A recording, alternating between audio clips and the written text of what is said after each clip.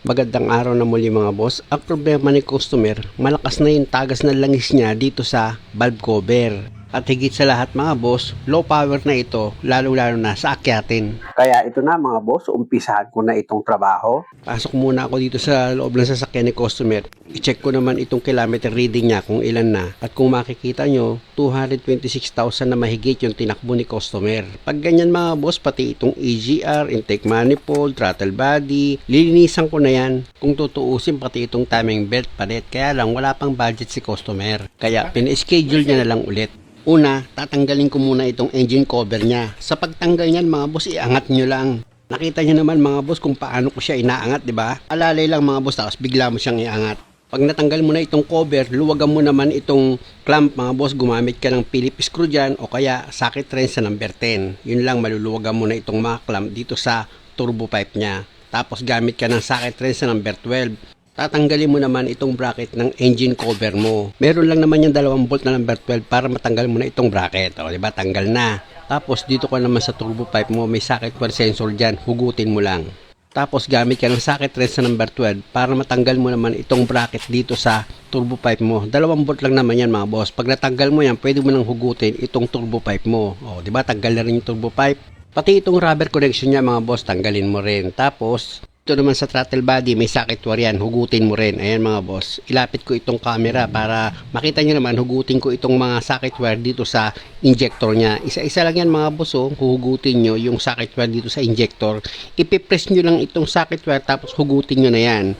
Sa dulo mga boss, tumungtong na ako, medyo malayo na eh. Ganun din, yung socket wire hugutin mo rin. Pag nahugot mo na itong 4 na socket wire, gamit ka ng socket wrench sa number 10 para matanggal mo itong 2 bolt na number 10 na holder nitong harness mo.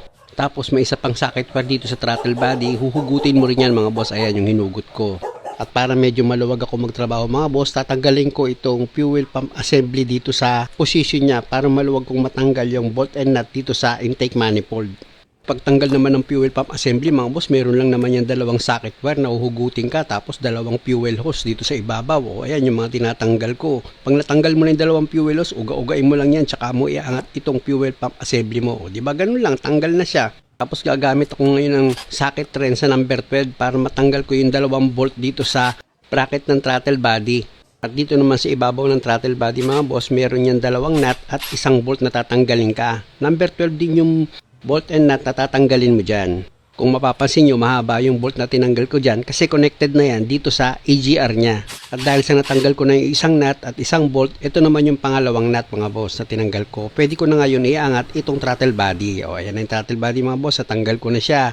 Dito naman ako ngayon sa EGR pipe niya. Tatanggalin ko yung nut dyan na number 10. Ayan mga boss yung tinanggal ko. Ayan, medyo malalim lang yan mga boss eh. Ayan yung number 10 na nut dito sa EGR pipe niya. Tapos yung kinakapa ko dyan mga boss, ayan yung socket wire dito sa fuel rail. Naharangan kasi niyan yung 1 nut dito sa intake manifold. Number 12 naman yan mga boss, yung tinatanggal ko na nut. Ayan, naharangan kasi yun ng socket wire ng fuel rail. Ito na yung nut na number 12.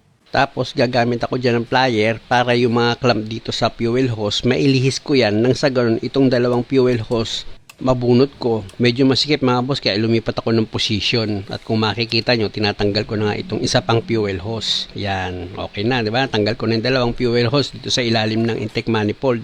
Ito naman 2 nut na number 10 dito sa EGR pipe niya. Tatanggalin ko rin yan. At meron pang natitirang 1 number 10 na nut dito sa EGR pipe niya mga boss. Ayan yung tinatanggal ko. Ayan, tatanggalin ko rin yung 1 nut na yan mga boss. Nang sa ganun, itong EGR pipe niya, mahugot ko na. Diba? Natanggal ko na. Bali, 4 na nut yung tinanggal ko dyan. Tapos gagamit ako ng box wrench sa number 17. Kung makikita nyo, niluluwagan ko naman itong injector pipe nut niya. Pag naluwagan nyo na itong mga nut dito sa injector, at sa palagay nyo, kaya nyo nang gamitan ng kamay yan para hindi na kayo magtagal sa pagluwag. O di kamayin nyo na yan para mas mabilis nyo ma-disengage itong mga nut dito sa injector. At dahil maluluwag na yan mga boss, dito ka naman ngayon sa ilalim ng intake manifold mo. Nandyan yung fuel rail mga boss, nakakonect dyan itong 4 na injector pipe dito sa fuel rail. Number 17 mga boss na open race yung gagamitin yung pangluwag dyan. Pag na-disengage mo na itong pipe nut niya dito sa fuel rail, tanggalin mo na rin itong socket wire dito sa EGR, tsaka mo ngayon iangat na itong EGR mo. O diba? Tanggal na rin itong EGR mo. Susunod naman dyan, itong mga bracket ng injector pipe mo, tatanggalin mo yan para mabunot mo itong injector pipe mo. Ayan mga boss, natanggal ko na itong injector pipe. Pero tatlo pa lang yung natanggal ko. Ito yung pang-apat mga boss na injector pipe niya. Tatanggalin ko muna sa pagkakabracket tapos iaangat ko na yan. O di ba? Natanggal ko na yung apat na injector pipe. At dito naman ako ngayon sa intake manifold. Dito sa intake manifold mga boss, meron niyang apat na bolt at dalawang nut. Yung dalawang nut mga boss, nasa magkabilang gilid yun ng intake manifold. At kung may mga pagkukulang man ako sa mga nasasabi ko mga boss, lalo na sa mga pangalan ng parts na hindi ko na perfect, pakiunawa nyo lang itong video dahil alam ko naman sa mga viewers ko karamihan dyan matatalino. At ang nasa lang naman ng puso ko, mabigyan kayo ng idea. Ang mahalaga dito, magawa ko yung sasakyan ng maayos. Tandaan nyo, lahat na makakaabala dito sa pagtanggal nyo ng intake manifold, tatandaan nyo kung saan nyo siya tinanggal at kung paano nyo siya tinanggal para hindi kayo magkamali. Basta ang masasabi ko lang sa inyo dito mga boss, pag kayo magdi-DIY ng sasakyan nyo, lagi nyong sasamahan ng pag-iingat.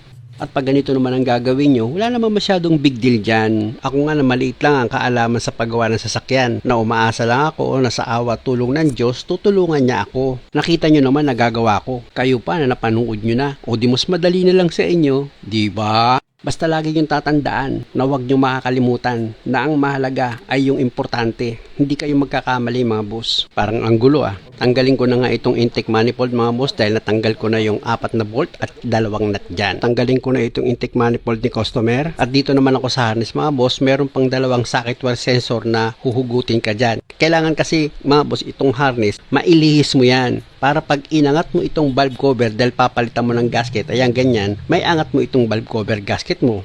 Hindi ka mahihirapan. Ganun lang naman ang style ng pagtatrabaho mga boss para masaya kang gumagawa. Hindi ka nabubugnot. At dahil nga sa nailihis ko na itong harness mga boss, nakita nyo naman gumamit na ako dyan ng socket wrench na number 10 para matanggal ko lahat ng bolt na nakapaligid dito sa valve cover.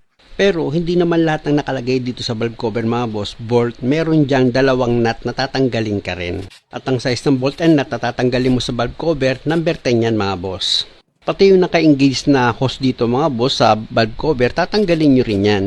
Basta lagi nyo tatandaan, lahat ng makakaabala pag nagtanggal ka ng valve cover, i-disengage mo siya o kaya naman i-release mo. Siya nga pala mga boss, ito yung nakalimutan ko. Hindi mo maiaangat itong valve cover mo kapag itong rubber cap ng injector, hindi mo siya tinanggal. Gumamit lang naman ako dyan ng manipis na flat screw. Ayan mga boss, yung tinatanggal ko, yung rubber cap nitong injector niya. Ayan, pag natanggal na yan mga boss, gumamit ka na ngayon ng flat screw. Sikwatin mo paangat itong valve cover mo.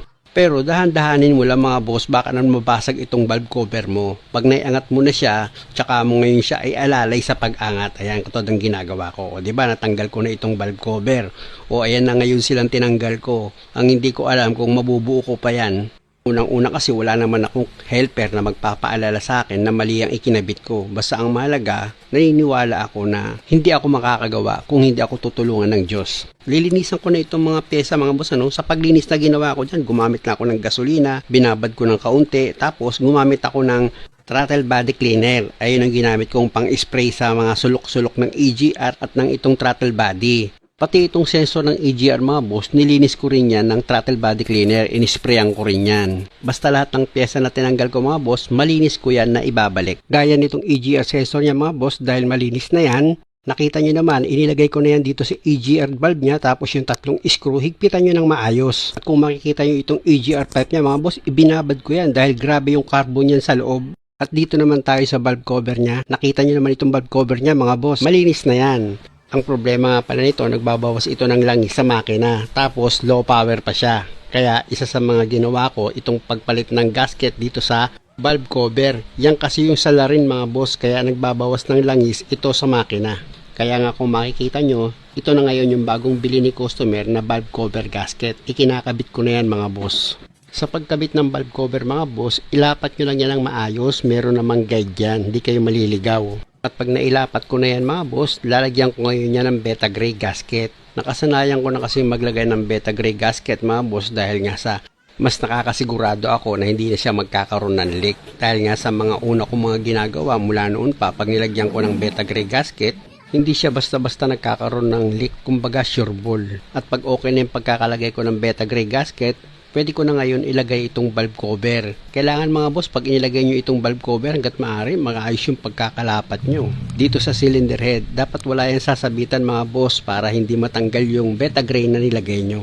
At pag nailapat mo na ng maayos itong valve cover, pwede mo na ngayon ilagay yung mga bolt nyan. Hanggat maaari mga boss, pag inilagay nyo yung mga bolt na number 10 dito sa valve cover, magkakahiwalay muna yung paglagay nyo ng mga bolt na number 10 dito sa valve cover para maganda yung pagkakalapat ng valve cover gasket nyo. Pwedeng sa 4 na kanto muna kayo maglagay ng mga bolt. Pag nailagay nyo na yun, pwede nyo nang ilagay sunod-sunod yung mga bolt na number 10 dito sa valve cover. Pero siguraduhin nyo munang naipakapit nyo ng maayos itong mga bolt na number 10 dito sa thread nya bago nyo siya higpitan nitong socket wrench nyo na number 10. Para pag nag-final kayo ng higpit na mga bolt dito sa valve cover, hindi kayo makalose thread. At pag okay na, pwede mo nang ilagay itong 4 na rubber cap dito sa injector. Ayan mga boss yung nilalagay ko. Tapos gamit itong socket wrench na number 10 mga boss, i-check ko ulit itong mga bolt dito sa valve cover. Para sigurado ako na pantay-pantay yung pagkakahigpit ko ng mga bolt dito sa valve cover. I-close up ko mga boss para makita nyo yung pagkakalagay ko ng mga bolt dito sa valve cover. Okay na rin yan. Tapos itong 4 na rubber cap dito sa injector, okay na rin siya. At bago ko ilagay itong intake manifold mga boss, pinahiran ko muna ng shellac gasket itong gasket ng intake manifold. Baliktaran yan mga boss, papahiran ko ng shellac gasket itong gasket ng intake manifold. At pag okay na, pwede ko na ngayon ilagay yan dito sa cylinder head. Sa gilid niyan mga boss ng cylinder head, dyan mo siya ilalagay. Nakikita nyo naman nasa gilid siya. Pag okay na yung pagkakalapat ko ng gasket, pwede ko na ngayon ilagay itong intake manifold. Sa paglagay naman ng intake manifold mga boss, meron namang guide yan, kaya hindi kayo maliligaw. Ilihis ko muna itong harness mga boss. Tapos, pwede ko na ngayon lagyan ng bolt itong intake manifold. Ayan mga boss, may isa na akong nilagay na bolt. 4 kasi na bolt mga boss yung ilalagay nyo dito sa intake manifold. Tapos, sa dalawang gilid niya, meron yan 2 nut. Ito na ngayon mga boss, yung pangatlong bolt na nilagay ko. Tapos, ito na ngayon yung pang-4. O, di kompleto mo na yung 4 na bolt dito sa intake manifold. Isunod mo naman dyan yung isang nut. O, yan sa gilid. Dulot-dulo kasi mga boss may tig isang nut. Ayan pa yung isang nut mga boss. O, diba? Sa kabilang dulo naman siya. Kaya, hindi kayo mahihirapan kung kayo ang gagawa ng sasakyan nyo kung ganitong klase. Tsaka nyo ngayon gamitan ng ratchet nyo at higpitan nyo na ngayon ng maayos yan. Basta lagi nyo lang tatandaan, pag naglalagay kayo ng bolt and nut, kakabayin nyo muna para hindi kayo nakaka-loose thread. Maganda na kasi yung sigurista kayo. At dahil nga sana ilagay ko na itong intake manifold, pwede mo na ngayon ilagay itong fuel return pipe niya. Ayan mga boss. Yung pinakita ko, ayan yung banjo bolt dito sa return pipe mga boss. Pag naipakapit mo na itong number 12 na banjo bolt, pwede mo na ngayon lagyan ng 2 number 12 na bolt itong fuel return pipe niya para hindi siya gagalaw-galaw. Dito nakakapit yan mga boss sa intake manifold. Ayan mga boss yung inihigpitan ko ng ratchet. Pag okay na, i-final ko na rin ng higpit yung banjo bolt dito sa return pipe niya. Tapos dito naman ako sa injector pipe na number 4. Ayan mga boss yung nilalagay ko. Sa taas mga boss, ipakapit mo na itong nut niya dito sa injector. At dito naman sa baba, yung nut yan sa fuel rail. Ayan mga boss yung pinipihit ko sa ilalim ng intake manifold. Sa fuel rail yan.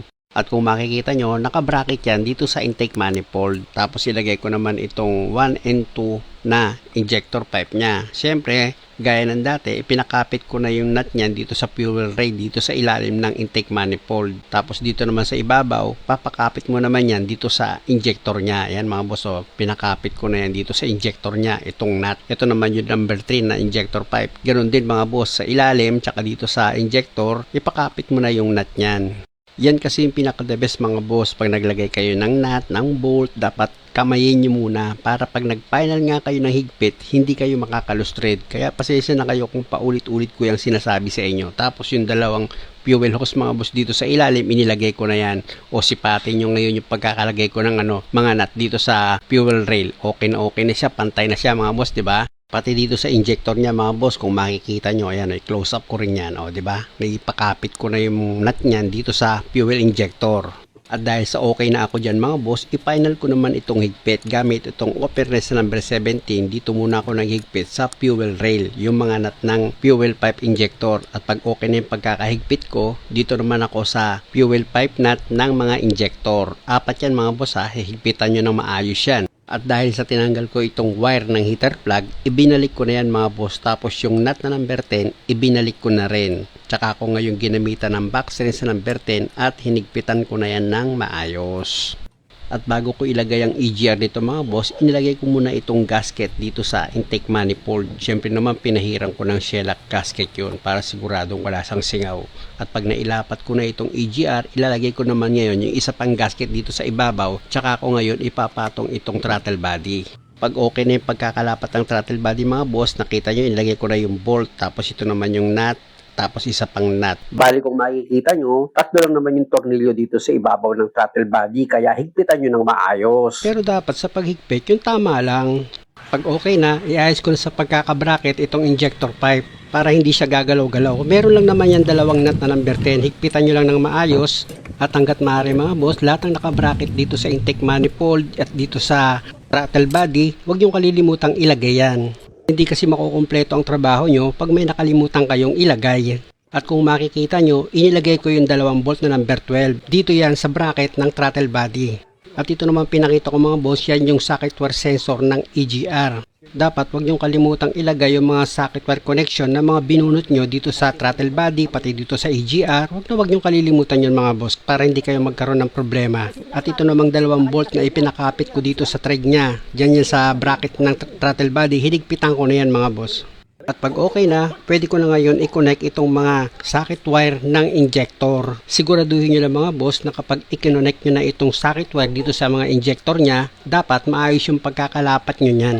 Importante mga boss na dapat itong socket wire connection nyo dito sa injector nakalak yan ng maayos. Kasi pag nabunot yan mga boss, isa lang ibig sabihin yan, hindi nyo na ilak ng maayos. Ang mararamdaman mo nun, papalya itong makina. At pag okay na, dito naman ako sa EGR pipe. Bawat dulo niyan mga boss, meron niyang nut na number 10 at wag na wag yung kalilimutang ilagay yung gasket niyan. Importante yun mga boss para hindi siya magkaroon ng singaw. Tapos pag nailapat mo na ng maayos itong EGR pipe mo, pwede mo na ngayon ilagay yung apat na nut niyan. Bawat dulo kasi niyan dalawang nut mga boss. Pag okay na, i-check mo ngayon yung mga nakabracket dito sa intake manifold, yung bolt na nakalagay dyan, bolt and nut, higpitan mo ng maayos. Number 10 lang naman yan, tsaka number 12 yung mga bolt and nut dyan.